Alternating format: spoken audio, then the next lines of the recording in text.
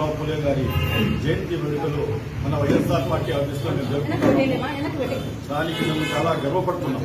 ఎందుకంటే మహాత్మా జ్యోతిరావు పులే గారు 1827లో 11 ఏప్రిల్ 1827లో మహారాష్ట్రలోని సతారా జిల్లాలో జన్మించారు. ఆయన ఒక పేద బడుగు బలహీన వర్గాల ఫ్యామిలీలో జన్మించారు. ఆ టైంలో పరిస్థితి ఎట్లా ఉండిందంటే 1827లో అట్టడుగు వర్గాలకు అగ్రకుణాల మధ్యలో చాలా గ్యాప్ ఉండింది. వాళ్ళందరూ అగ్రకుణాల వాళ్ళందరూ అట్టడుగు వర్గాల అడగదొక్కి వాళ్ళ మీద ఆధిపత్యం చలాయించి మొత్తం చేస్తున్నారు. ఈయన మామూలు కుటుంబంలో జన్మించిన ఆయన క్రమేణా చదివి వాళ్ళ ఫాదర్ గారిని పూల వ్యాపారం చేసుకుంటూ అప్పుడే ఆయన పూలే అని కూడా పేరు రావడం జరిగింది. పూల వ్యాపారం చేసుకుంటూ ఆయన పైకి వచ్చారు. వచ్చిన తర్వాత ఈ ఫ్యామిలీస్ లో ఈ అట్టడుగు వర్గాలు అగ్రవర్ణాల మధ్యలో ఉండే ఈ గ్యాప్ ను చూసి చాలా వరకు ఆయనకు బాధేసింది. ఎందుకు ఈ గ్యాప్ వచ్చింది, ఎందుకు మేము కూడా మనుషులమే కదా, మేము కూడా ఒక సమానం ఉండాలి కదా అనే చెప్పలో ఆయన ఒక మెచ్యూర్ అయిన తర్వాత ఒక రెవల్యూషన్ తీసుకుని వచ్చినారు. ఏం రెవల్యూషన్ అంటే అట్టడుగు వర్గాలు కూడా అగ్రవర్ణాల మధ్యలో గ్యాప్ ఉండేదానికి మూల కారణం వచ్చేది మనకు విద్య లేదు.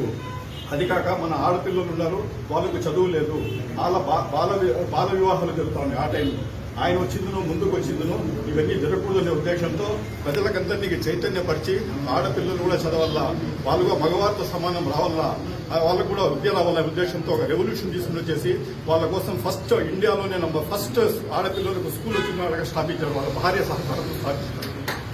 ఆ రకంగా ఆయన జీవితాంతం అట్టడుగు వర్గాలకు కూడా పైకి తేవాలనే ఉద్దేశంతో పోరాటం చేసిన యోధుడు ఆయన. దగ్గర ఆయన చనిపోయి కూడా 200 సంవత్సరాలు అయితే కూడా ఈ రోజు ఆయన ఇవి మనం గుర్తు చేసుకుంటా ఉన్నామంటే ఆయన ప్రజలకు అట్టడుగు వర్గాలకు చేసిన సేవే దానికి మూల కారణం.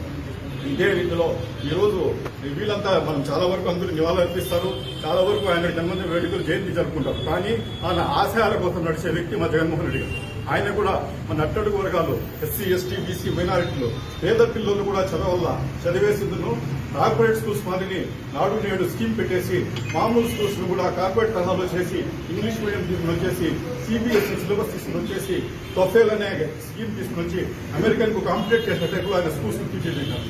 ఈ రోజు ఏ స్కూల్స్ కు పోయినా ఎక్కడ చూసినా పిల్లలు కూడా వాళ్ళకు ల్యాప్టాప్లు కానీ యూనిఫామ్లు కానీ ఏ రోజు కూడా పిల్లలకు పేద పిల్లలకు డబ్బులుండే పిల్లలకు మధ్యలో తేడా ఎక్కడా కనిపించకుండా ఆయన స్కూల్స్ డెవలప్ చేశారు. ఈ రోజు కూడా ఆ స్కూల్స్ కు ఆపోజిట్ కూటమి సర్కార్ వాళ్ళ ప్రభుత్వం వల్ల పోయి కూడా అది చూసి అవాకైపోతున్నారు ఏ రకంగా ఫెసిలిటీస్ ఉన్నాయి.